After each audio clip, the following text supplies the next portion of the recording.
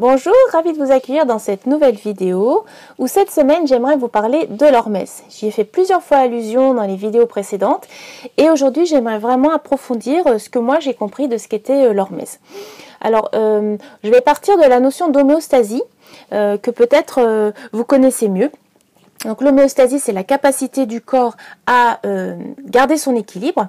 Donc en plus, souvent, ce sont des constantes que l'on peut mesurer, comme la température corporelle ou encore la glycémie, donc le taux de sucre dans le sang. On peut aussi éventuellement le vérifier par le pH. On peut avoir des pH différentes selon les parties du corps, mais ça aussi c'est de l'homéostasie. Ça veut dire le corps va vraiment avoir les capacités en cas de changement. Par exemple, s'il se met à faire froid ou s'il se met à faire chaud, le corps va vraiment mettre tout en œuvre pour maintenir autant que possible son équilibre à la température ou le taux de glycémie, qui est celui qui permet de rester en vie et dans de bonnes conditions. Et l'hormèse, en fait, c'est la réponse apportée par le corps justement lorsqu'il y a une sorte d'agression, donc un pic, une agression aiguë de cette homéostasie. Disons que ça, c'est un vaste résumé, mais donc c'est la capacité du corps à répondre souvent de façon favorable à... au départ, l'hormèse, on va dire, c'est une faible, d'une façon aiguë, mais dans une durée relativement courte, en tout cas dans l'hormèse que moi je vais avoir pratiqué. Et l'hormèse, on pourrait le voir comme une forme d'entraînement du corps à être plus résistant ou à être plus flexible selon ce que l'on cherche, et d'une certaine manière, pratiquer un sport, c'est une sorte d'hormèse, puisque on va agresser entre guillemets le corps en allant plus vite, par exemple si on court, ou en portant des charges plus fortes si on veut porter des poids, et la logique veut qu'on le fasse de façon progressive. En tout cas, c'est ce qu'on apprend dans le sport. Et donc, dans la pratique de l'hormèse, pour avoir des résultats optimaux, c'est aussi l'idée, c'est-à-dire de le faire de façon progressive, mais régulière aussi, et malgré tout avec un moment où ça peut être un peu pénible, mais en sachant ne pas dépasser sa capacité de réponse. Donc c'est vraiment un juste dosage à trouver. Pour prendre un autre exemple aussi, par exemple, les pilotes comme Alain Prost ou alors pour la Formule 1, bon, ça c'est pour mes générations, ou Sébastien Loeb pour le rallye, en fait ils ont appris à conduire d'une façon où en fait ils sont hyper flexibles, hyper réactifs dans leur conduite, alors que un conducteur lambda qui fait de l'autoroute à longueur de temps va pas du tout avoir les mêmes réflexes. Et donc ça c'est aussi une question d'entraînement.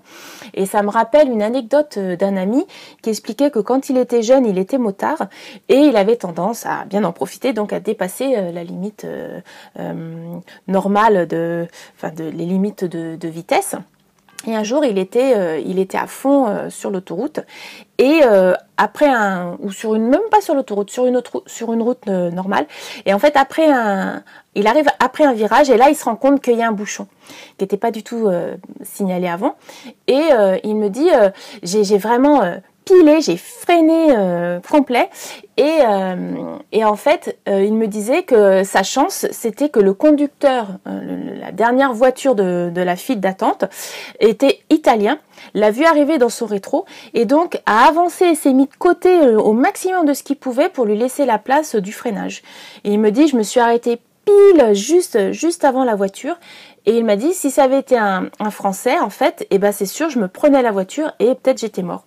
Et en fait, ça m'avait marqué et aujourd'hui, je pense à ça comme ça parce que justement, on dit par exemple que, moi je suis jamais allée, mais qu'en Inde, quand on y va, nous, en tant qu'Européens, on peut être hyper choqués par la façon dont ils conduisent parce qu'on a l'impression qu'il pourrait y avoir un mort toutes les secondes, en fait, puisqu'ils roulent à 3 fils sur une route à 2 voies, qu'il y a tout le monde, les vélos, les mobylettes et les voitures, et qu'en fait, ça a l'air d'être complètement... pour notre culture en tout cas hyper dangereux, alors que finalement il y a assez peu d'accidents. Alors quand il y en a, bien sûr, c'est la très grave, mais il y a assez peu d'accidents parce que justement, eh ben, ils sont réactifs, ils sont attentifs, ils savent ce qu'ils doivent regarder et ils savent en fait éviter les dangers. Alors voilà, ça c'est ma façon en tout cas de trouver d'autres exemples, d'expliquer ce que pourrait être l'hormèse pour le corps. Ça veut dire qu'en fait c'est une forme d'entraînement à devenir beaucoup plus souple ou beaucoup plus maîtrisant peut-être dans certains domaines. Donc nous on connaît bien le côté sport, mais je vous ai donné d'autres exemples. Et donc c'est un sujet qui m'intéressait, dont j'ai peut-être, je ne sais pas quand est-ce que j'ai vraiment entendu parler de cette notion la première fois, peut-être dans le cadre du jeûne avec les hygiénistes, mais j'ai eu l'occasion de trouver un webinaire sur une formation proposée, ou en tout cas un programme proposé pour s'entraîner justement avec l'hormèse. Et du coup, ça m'a vraiment très intéressée. C'était proposé par David Tan et il s'appuyait sur 4 piliers. Alors là, on est sur l'hormèse, vraiment, là, je reviens sur le corps. Ça veut dire pour être, plus résistant au quotidien, pour avoir plus de marge de manœuvre dans la vie et être moins bloqué ou coincé dans tous les défis que l'on peut avoir à relever au quotidien. Et lui, donc, ces 4 piliers, c'était l'alimentation avec le jeûne, le sport avec ce qu'il appelait les squats, donc un sport très intense, mais pendant très peu de temps, la respiration et le froid, donc l'exposition au froid.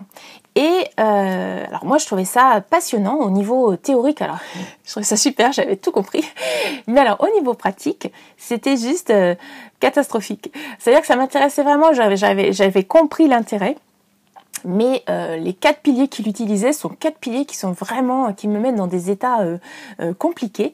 Ça veut dire le jeûne, comme je vous l'ai déjà dit, c'est vraiment quelque chose que j'ai du mal à faire, mais j'ai réussi à mettre en place le jeûne intermittent suite à ce programme. La douche froide, alors ça c'était juste mission impossible, j'ai pas du tout réussi à passer ce cap dans le cadre de ce programme. Les respirations, ça me met pareil dans un état de colère, je suis vraiment pas du tout réceptive aux respirations forcées où on prend plus de respiration, ça c'est vraiment quelque chose qui me met pas bien.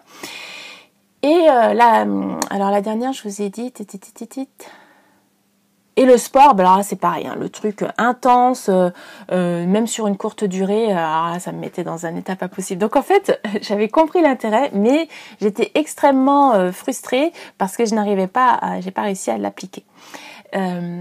Aujourd'hui, alors avec le recul aussi, même pendant que j'ai fait la formation, je vais continuer dans ce que je voulais vous dire. Donc, d'abord, aujourd'hui, avec le recul et en particulier toute la démarche et la formation que j'ai faite autour de la théorie polyvagale, du nerf vague, dont je vous ai parlé avec Explore et Expert, Expérience et Explore, j'ai compris en fait, à ce moment-là, j'ai compris pourquoi ça avait péché, pourquoi j'avais pas réussi à appliquer le programme tel qu'il proposait. Donc il proposait ça, de faire un test sur 3 semaines et qu'au bout des 3 semaines, on se rende compte vraiment de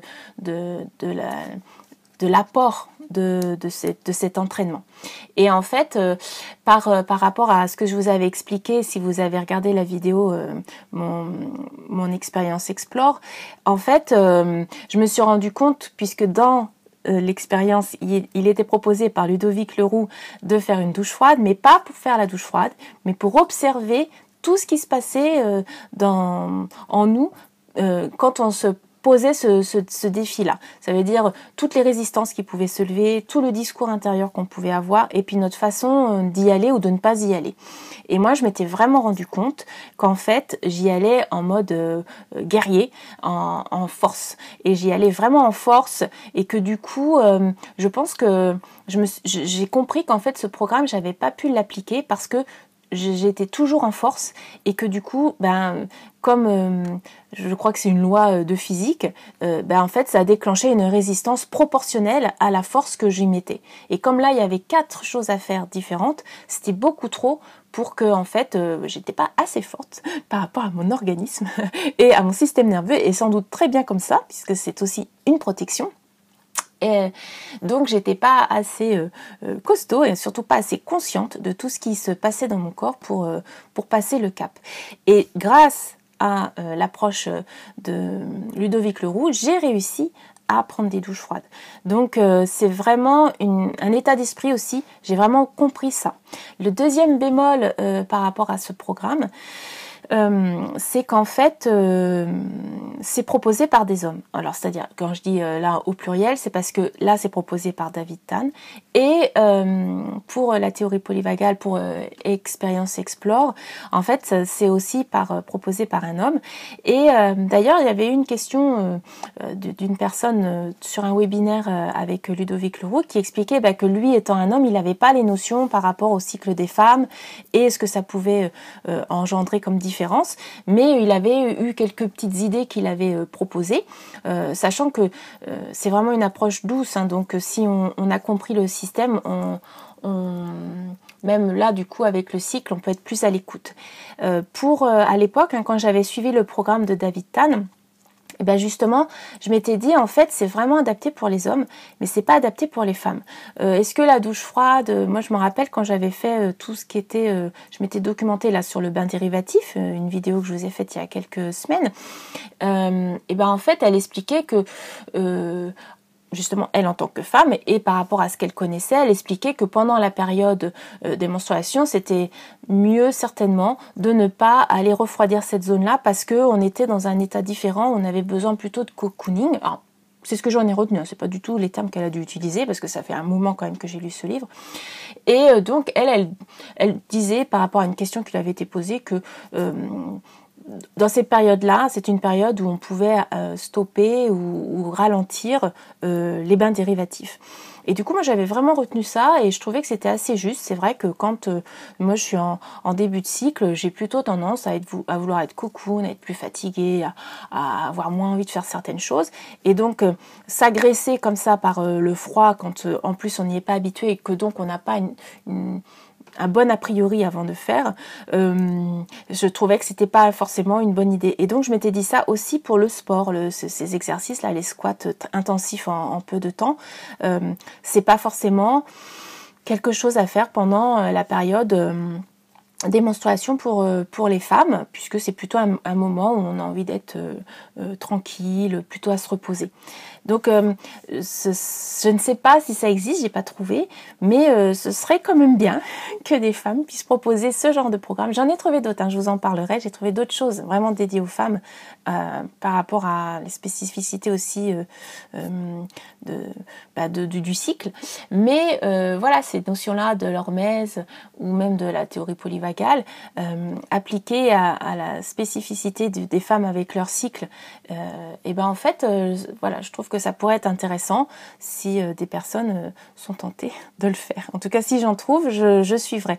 Parce que je pense sincèrement qu'il y a quand même peut-être une autre façon de l'aborder. Et comme je vous le disais, je pense que garder en tête le système nerveux, comment il fonctionne et quel est notre profil dominant, comment on a tendance à réagir et en avoir conscience, permet, à mon avis, d'aborder toutes ces questions où on veut changer, où on veut découvrir aussi, où on est curieux, de les aborder d'une façon beaucoup plus écologique et beaucoup plus sécurisante, mais aussi beaucoup plus douce pour soi. C'est comme ça que je me dis que peut-être je pourrais aborder certaines proposition du programme de David Tan, parce qu'en fait c'est un accès à vie, donc je pourrais toujours le réécouter le programme et éventuellement retester. Alors déjà pas les 4 en même temps, choisir peut-être un des 4 piliers, et puis en l'appliquant à la façon dont Ludovic Leroux le propose. Ça veut dire qu'en fait ce n'est pas une fin en soi, mais c'est une occasion de se rencontrer et de se sécuriser dans des moments où on se sent en danger, alors que une autre partie de soi sait qu'on n'est pas en danger là, dans cet exercice-là précisément. Donc voilà ce que je voulais vous amener par rapport à la notion de l'hormèse, mais aussi de l'apport vraiment pour moi indispensable de la théorie polyvagale, ou en tout cas d'une meilleure connaissance du système nerveux. À mon avis, c'est la base pour tout, et ce qui permet après d'aller plus en douceur et en profondeur aussi dans les différents challenges que l'on peut rencontrer. Donc je ne sais pas, si jamais je refais ce programme proposé par David Tan, et donc un réentraînement de l'hormèse par différents biais, si jamais je le fais, je ferai peut-être une vidéo pour vous dire la différence. Je sais que dans le programme de Ludovic Leroux, il proposait aussi tout un module complémentaire, ce qu'il appelait une masterclass, sur justement une sorte de... comme une forme, pas de régime, mais essayer de retrouver de la vitalité en changeant son alimentation, en éliminant, comme je vous en avais parlé, en éliminant certains produits qui sont considérés comme plus inflammatoires que d'autres, et justement en l'abordant de façon plus douce et avec la conscience du système nerveux. Et c'est vrai que moi à l'époque, sur le coup, ça m'avait super intéressé quand il avait proposé ça, puis après je me suis dit, j'ai fait quand même plein de trucs déjà au niveau des régimes alimentaires, des tests et tout, et ce que je n'avais pas perçu à l'époque, c'est qu'en plus je l'ai pas fait parce que je me suis dit, ouais, j'ai pas trop envie et tout ça de le faire parce que j'en ai déjà fait beaucoup, mais aussi je pense que je l'aurais fait en force, et c'est justement une partie de moi qui n'avait pas forcément envie de lutter ou de le faire comme ça en mode guerrier, et je me dis ce serait intéressant pour moi de le tester, mais en étant avec la même dynamique que pour la douche froide, donc avec cette observation. Ça aussi, je vous en reparlerai parce que cette année, j'ai refait sa proposition qui porte un autre nom, là, Escape, et du coup, j'ai vraiment compris encore d'autres choses par rapport à ma façon de faire, et qui m'ont permis d'amener encore plus de douceur dans mon quotidien. Donc voilà ce qui était de l'hormèse, avec éventuellement, vous savez, donc il y a David Tan qui s'est un peu spécialisé. Alors il fait pas que ça, hein, mais lui il est vraiment dans ce côté de gagner en jeunesse, en fait, je dirais. Ce côté de pas se laisser encrouter, de pas se laisser vieillir dans son corps, et donc il a plusieurs approches, et l'hormèse est en effet une approche utile et importante pour éviter un vieillissement prématuré, mais d'un vieillissement dans le sens négatif, ça veut dire où on se coince, où on devient beaucoup plus crispé, et où on a moins de marge de manœuvre au fur et à mesure qu'on avance en âge. Je vous laisse avec ça, vaste sujet fort intéressant, j'espère en tout cas que ça vous a titillé un peu si vous ne connaissiez pas, et que ça vous a intéressé si vous ne connaissiez pas donc. Et je vous dis à bientôt pour une prochaine vidéo sur un autre sujet. Je vous souhaite une bonne semaine.